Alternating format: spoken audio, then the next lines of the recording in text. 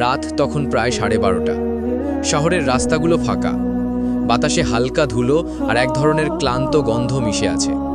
পুরনো একটা ভবনের ছালে বসে আছে রাফি, হাতে ফোন, স্ক্রিনে একটা বার্তা, sorry Rafi, I can't do this anymore. মেয়েটার নাম মেহর, 3 বছরের সম্পর্ক, আর মাত্র 3টে শব্দে শেষ হয়ে গেল। রাফির চোখে জল নেই, কেমন একটা শূন্যতা শুধু বুকের ভেতর জমে আছে। সে জানে কাঁদলেও কিছু বদলাবে না, তবুও বুকের ভেতরটা ফেটে যাচ্ছে। তার মাথায় ঘুরছে শুধু একটাই প্রশ্ন, সবাই কি একদিন এমন একা হয়ে যায়? ছাদে বসে থাকা ছেলেটা একসময় ভাবত পৃথিবীর সব কিছুই সম্ভব যদি মন চাওয়া যায়, কিন্তু আজ সে বুঝছে মন চাওয়া আর পাওয়ার মধ্যে কতটা গভীর ফারাক। 1 বছর আগেও রাফি ছিল একদম অন্যরকম, চঞ্চল, হাসি খুশি, প্রাণবন্ত এক তরুণ। বিশ্ববিদ্যালয়ে পড়তো, পাশে ছোট একটা পার্ট টাইম কাজ করত, আর স্বপ্ন দেখত নিজের স্টার্টআপ শুরু করার। বন্ধুরা তাকে ড্রিমার রাফি বলে ডাকত। তার স্বপ্নগুলো বাস্তব মনে হতো কারণ রাফি ছিল পরিশ্রমী, কিন্তু বাস্তবতা কখনো কখনো স্বপ্নকে এমনভাবে ভেঙে দেয় যে সেই টুকরোগুলো আবার জোড়া দিতে চাওয়াটাই অপরাধ মনে হয়। সব কিছু শুরু হয়েছিল ঠিক 6 মাস আগে, যেদিন রাফির বাবার হঠাৎ স্ট্রোক হয়। একটা মধ্যবিত্ত পরিবারের জন্য এটা শুধু চিকিৎসা নয়, এক প্রকার ভূমিকম্প। চাকরির বেতন, ঘরের খরচ, ওষুধ সব মিলিয়ে রাফি যেন এক অদৃশ্য জালের মধ্যে আটকে গেল। বাবার চিকিৎসার জন্য টিউশনির টাকা, পার্ট টাইম জবের ইনকাম সব ওখানেই চলে যেত। রাফির নিজের প্রয়োজন বা মেহরের সঙ্গে দেখা করার সময় প্রায় বন্ধ হয়ে গেল। প্রথমে মেহর বোঝার চেষ্টা করেছিল, কিন্তু ধীরে ধীরে সে ক্লান্ত হয়ে পড়ে। তাদের দেখা কমে গেল, কথাবার্তা ছোট হয়ে গেল, আর একদিন মেহর শুধু একটা মেসেজ পাঠালো, তুমি এখন অনেক বদলে গেছো রাফি, আমি আর আগের মতো তোমার কাছে নেই। রাফি তখন শুধু একটা কথাই বলেছিল, আমি বদলাইনি মেহর, আমি শুধু লড়ছি। কিন্তু কে শুনল? এই পৃথিবী খুব কমই বোঝে লড়াই করা মানুষদের। রাফি চেষ্টা করেছিল সব সামলাতে, কিন্তু চারপাশের মানুষ, তারা যেন অপেক্ষায় থাকে কেউ পড়ে গেলে হাসবে বলে। ওই ছেলেটা তো ভালো করছিল, এখন দেখ কোথায় নেমে গেছে। ওর বাবার অসুখ, মেয়েটাও ছেড়ে গেছে, সব শেষ। এই সব কথাই যেন শিখিয়ে দিল রাফিকে একটাই জিনিস, কেউ তোমার লড়াইটা বুঝবে না যদি তুমি জিতে না যাও। সেই সময় থেকেই রাফি বদলাতে শুরু করলো। বন্ধুদের আড্ডা বন্ধ, ফোনে কথাও বন্ধ। রাতগুলো কাটে ছাদের কোণে বসে আকাশের দিকে তাকিয়ে। কখনো সে ভাবে এই আকাশটা কত বড়, আর সে নিজে একটা বিন্দুরও ছোট। তবুও সেই বিন্দুর মধ্যে আছে হাজারটা স্বপ্ন, হাজারটা ভাঙন, আর এক টুকরো জেদ। একদিন রাফি বিশ্ববিদ্যালয়ে এক শিক্ষকের সঙ্গে কথা বলতে যায়। সেই শিক্ষক ছিলেন প্রফেসর কামরুল ইসলাম, যিনি সবসময় ছাত্রদের মধ্যে লুকানো সম্ভাবনা দেখতে পারতেন। রাফির চোখের ক্লান্তি দেখে তিনি বললেন, তুমি কেমন আছো রাফি? রাফি হাসল, বলল, ভালো স্যার। কামরুল স্যার একটু থেমে বললেন, ভালো না রে, চোখ বলছে ভালো না, বলো কি হয়েছে। সেদিন রাফি প্রথমবার কারো সামনে নিজের ভিতরের কথা খুলে বলল। বাবার অসুখ, টাকার অভাব, সম্পর্কের ভাঙন, একাকিত্ব, সব। স্যার চুপ করে শুনলেন, তারপর বললেন, রাফি জানো, একা চলা মানে একা হারানো না। একা চলা মানে তুমি এমন এক জায়গায় আছো যেখানে তোমার নিজের দিকটা দেখা সম্ভব। তুমি এখন যা পার করছো সেটা তোমার রূপান্তরের সময়। এই কথাগুলো রাফির মাথায় ঝড় তুলে দিল। রূপান্তরের সময় মানে কি? স্যার বললেন, সব মানুষই একবার না একবার এমন সময় পড়ে যখন সব কিছু ভেঙে যায়। সেই ভাঙনেই চরিত্র তৈরি হয়। তুমি চাইলে এখান থেকে হারিয়ে যেতে পারো, অথবা এখান থেকেই নিজেকে নতুন করে বানাতেও পারো। সেদিন রাতে রাফি বাড়ি ফিরে অনেকক্ষণ ভাবল, আমি কি সত্যিই হাঁটতে বসেছি? পরের দিন সকালটা রাফির জন্য অন্যরকম ছিল। সে নিজের ঘর পরিষ্কার করলো, বাবার ওষুধের তালিকা ঠিক করলো, মায়ের জন্য চা বানালো, তারপর নিজের পুরনো ডায়েরিটা বের করে লিখল, আজ থেকে আমি নতুন রাফি। কোনো মিরাকেল ঘটেনি, শুধু একটা সিদ্ধান্ত, নিজেকে বদলানোর, নিজেকে অন্যভাবে তৈরি করার। রাফি বুঝে ফেলল, পরিস্থিতি বদলাবে না, তাকেই নিজেকে বদলাতে হবে। রাফি ফ্রিল্যান্সিং শুরু করলো। রাত জেগে ডিজাইন, লেখালেখি, ছোট প্রজেক্ট যা পেত সব নিত। প্রথম দিকে কেউ গুরুত্ব দিত না, কিন্তু সে থামেনি, কারণ এখন সে জানে স্থবিরতা মানে ব্যর্থতা। তারপর ধীরে ধীরে 1 মাস, 2 মাস, 3 মাস পেরিয়ে গেল। প্রথম পেমেন্ট এলো মাত্র 2500 টাকা, কিন্তু সেই টাকা তার চোখে লাখ টাকার সমান, কারণ সেটি তার নিজের লড়াইয়ের ফল। তবুও সব সহজ ছিল না।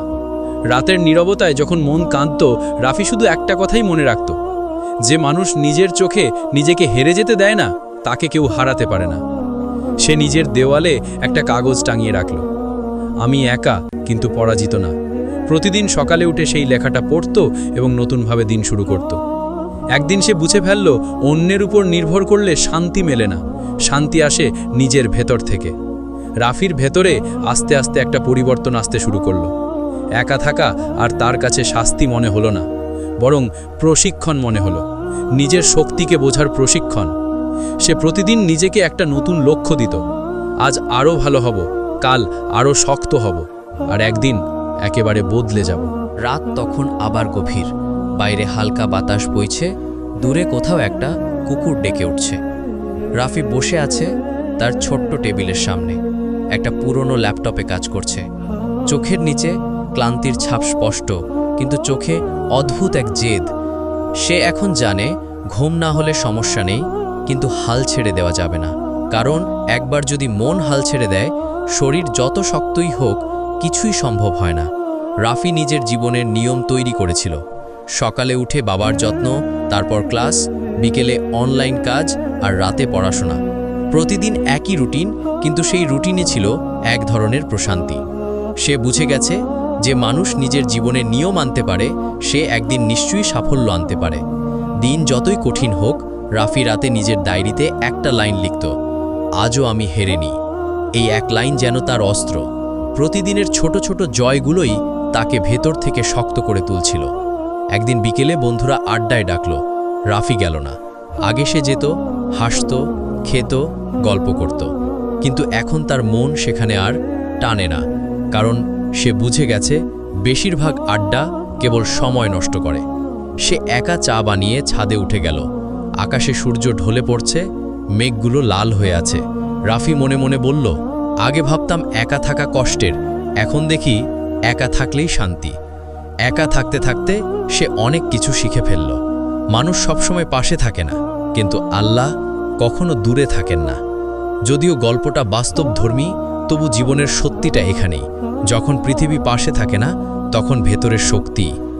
একদিন হঠাৎ এক বিদেশি ক্লায়েন্ট থেকে বড় একটা প্রজেক্ট এলো। রাফি অবাক, এতদিন ছোট ছোট কাজ করেছে, এবার সত্যিকারের সুযোগ। প্রজেক্টের দাম প্রায় $150। সে দিনরাত কাজ করল। বাবা মা ঘুমিয়ে পড়ার পরও তার ল্যাপটপের স্ক্রিন জ্বলত। 1 দিন, 2 দিন, 3 দিন। অবশেষে প্রজেক্ট শেষ। ক্লায়েন্ট লিখল, excellent work Rafi, your professional. Rafi স্ক্রিনের দিকে তাকিয়ে হাসল, তার চোখে জল চলে এলো। এটা শুধু একটা প্রজেক্ট না, এটা তার অন্ধকারের ভেতর প্রথম আলো। সেই দিন রাফি বুঝল, জীবনে বড় পরিবর্তন একদিনে আসে না, কিন্তু প্রতিদিনের ছোট ছোট সঠিক সিদ্ধান্তই বড় পরিবর্তনের জন্ম দেয়। সে আবার নিজের ডায়েরিতে লিখল, আজও আমি জিতেছি, আমি একটু একটু করে বদলে যাচ্ছি। রাফির আত্মবিশ্বাস এখন আগের চেয়ে অনেক বেশি। আগে যেখানে সে আমি পারবো তো ভাবত, এখন ভাবে আমি পারবই। কিছুদিন পর বিশ্ববিদ্যালয়ে এক অনুষ্ঠানে রাফিকে ডাকা হলো। সে একটা ডিজাইন প্রতিযোগিতায় অংশ নিয়েছিল, আগেই ভুলেই গিয়েছিল। অবিশ্বাস্যভাবে সে দ্বিতীয় হয়েছে। স্টেজে তার নাম ঘোষণা হলো, second prize goes to Rafi Ahmed. তালি বাজল। রাফি মঞ্চে উঠল, কিন্তু তার মনে তখন অন্য চিন্তা। 6 মাস আগেও যারা বলেছিল আমি শেষ, আজ তারা তালি দিচ্ছে। এই মুহূর্তে সে বুঝল, পৃথিবীকে বোঝাতে হয় না কথায়, কাজেই বোঝাতে হয়।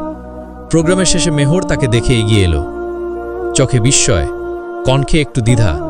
রাফি, তুমি একদম বদলে গেছো।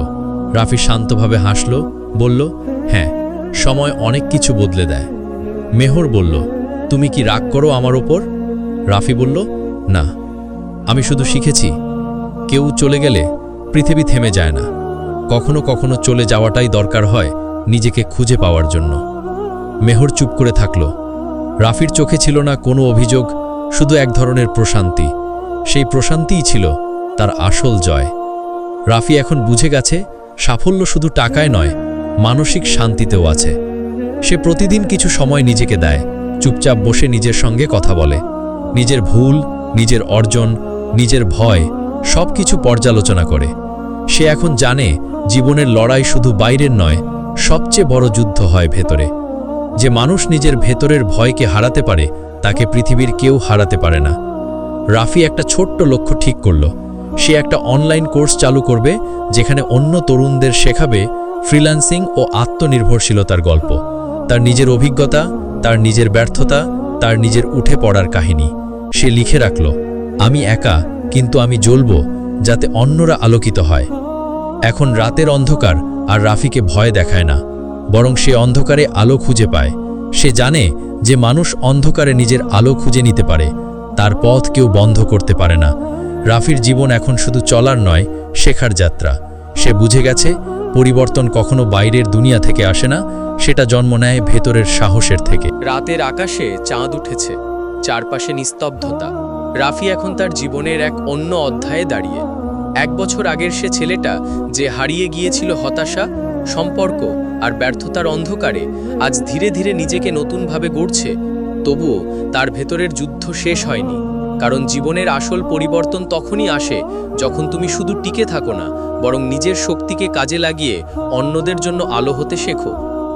সেই দিন বিকেলে রাফি তার ছোট ঘরে টেবিলে বসে একটা ভিডিও রেকর্ড করল।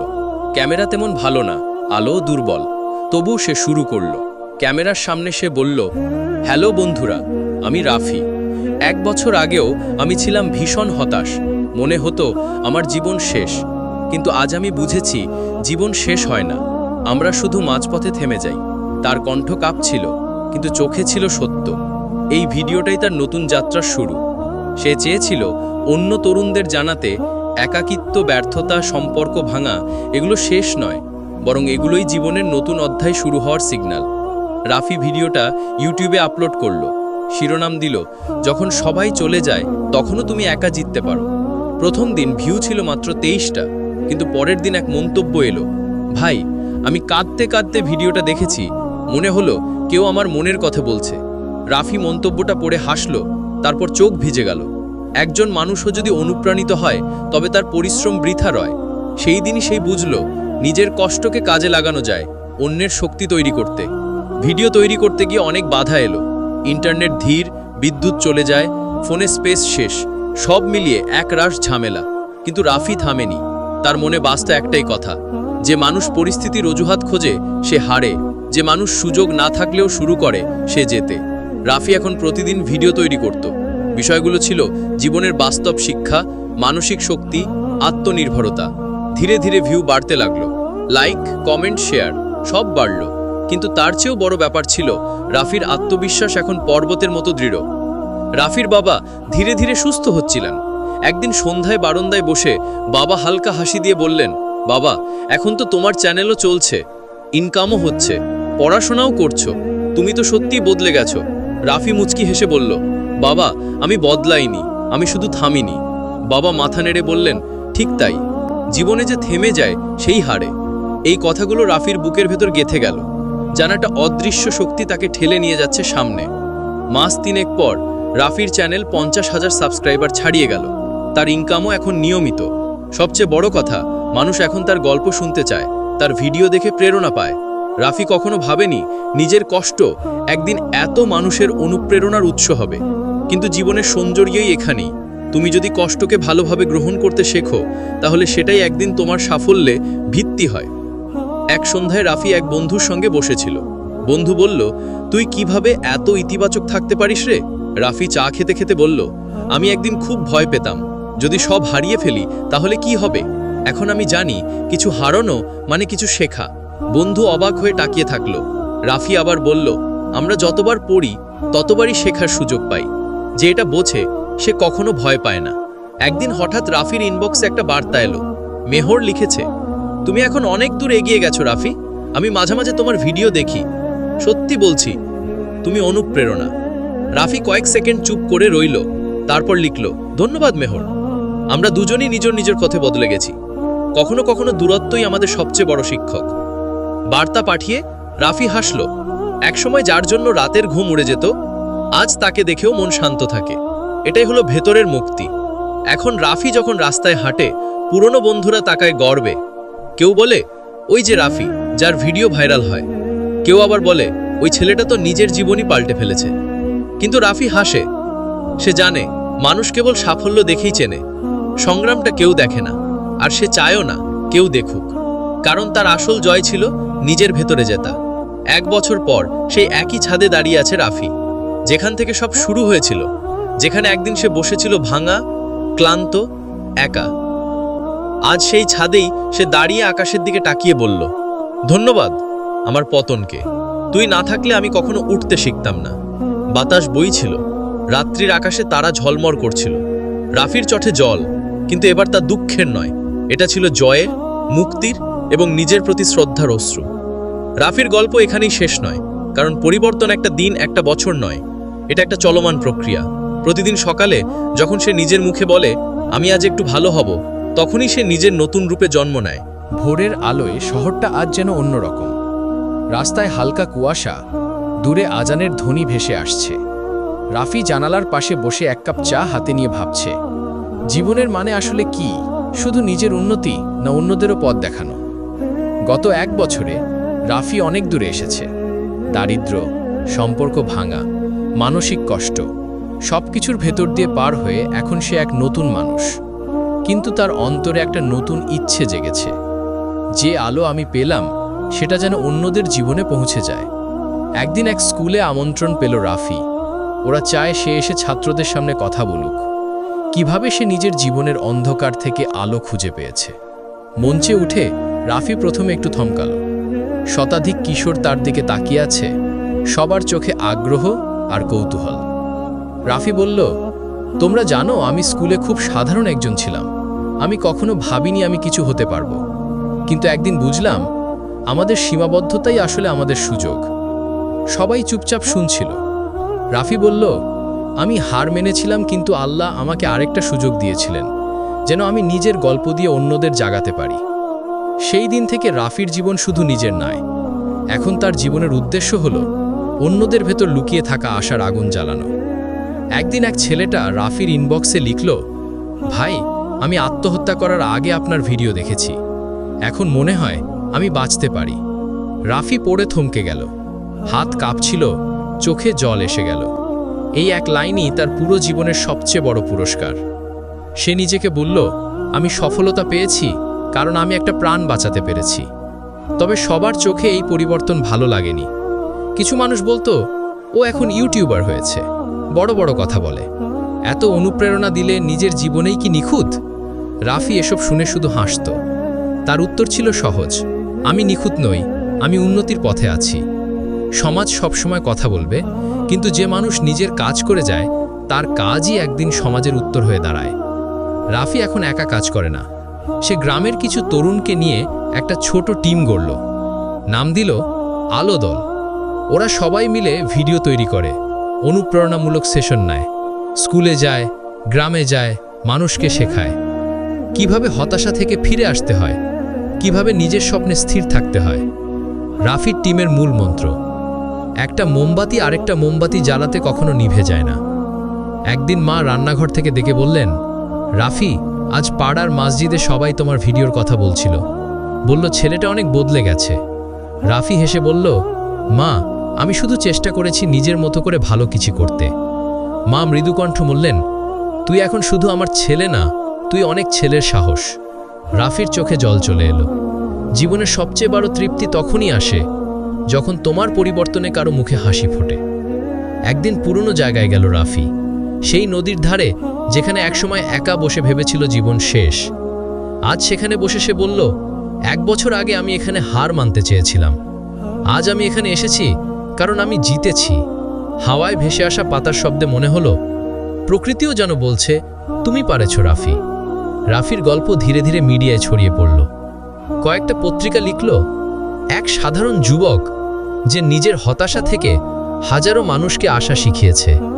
টিভি প্রোগ্রামে ডাক পড়ল, রাফি কথা বলল আত্মবিশ্বাসের সঙ্গে, আমি কোনো বিশেষ মানুষ নই, আমি সেই মানুষ যে একদিন ভয় পেয়েছিল, কিন্তু আজ আমি জানি ভয়ও একটা শিক্ষক, যদি তুমি তাকে বুঝতে পারো। হাজারো তরুণের চোখে এখন রাফি শুধু ইউটিউবার নয়, সে এক আলো জ্বালানো মানুষ। রাফি এখন ভালো ইনকাম করে, কিন্তু সে নিজের টিমের কিছু আয় দিয়ে গরিব ছাত্রদের স্কলারশিপ দেয়। তার বিশ্বাস, যে অর্থ অন্যের কাজে লাগে না, সেই অর্থ কোনোদিন আশীর্বাদ হতে পারে না। একদিন তার এক বন্ধু বলল, তুই এত কষ্ট করিস কেন? এখন তো আর্থিকভাবে ঠিক আছিস। রাফি হেসে বলল, আমার কাজ টাকা নয়, পরিবর্তন। আমি চাই আমার গল্পের পরে কেউ যেন নিজের জীবন ত্যাগ না করে। এক রাতে ছাদে দাঁড়িয়ে রাফি আকাশের দিকে তাকিয়ে বলল, হে আল্লাহ, তুমি জানো আমি কতবার পড়েছি, কতবার কেঁদেছি, কিন্তু আজ আমি কৃতজ্ঞ, কারণ তুমি আমাকে শক্ত করে তুলেছ। হঠাৎ হালকা বাতাস বইল, চাঁদের আলো তার মুখে পড়ল। রাফির মনে হলো তার কষ্টের প্রতিটা মুহূর্ত আসলে একটা দরজা ছিল, যা খুলে দিয়েছে শান্তি ও আলোতে ভরা এক জীবন। রাফি এখন প্রায়ই বলে, যে মানুষ নিজের পতনের পরও উঠে দাঁড়ায়, সেই একদিন অন্যদের ওঠার কারণ হয়। তার জীবন একটা প্রমাণ, সফলতা মানে বিলাসিতা নয়, বরং নিজের গল্প দিয়ে কারো জীবনে আলো আনা।